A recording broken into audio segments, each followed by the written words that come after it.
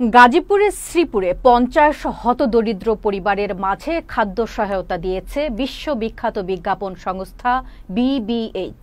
শুক্রবার বিকেলে শ্রীপুরের কেওয়া আকন্দপাড়া হাজী শাহাবুদ্দিনের বাড়ি মসজিদ সংলগ্ন এলাকায় সংগঠনটির পক্ষ থেকে চাল, তেল, ময়দা, আলু ও শুকনো খাবার বিতরণ করা হয়।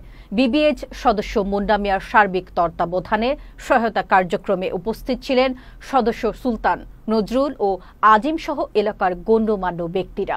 সহায়তা পেয়ে উপকারভোগীরা খুশি প্রকাশ করেন। ১৯৮২ সালে লন্ডনে প্রতিষ্ঠিত বিবিএইচ বিশ্বব্যাপী সৃজনশীল বিজ্ঞাপন সংস্থা হিসেবে পরিচিত। প্রতিষ্ঠানটি ব্রিটিশ এয়ারওয়েজ, জাগুয়ার, অ্যাডিডাভা সহ বহু নামী ব্র্যান্ডের জন্য কাজ করেছে।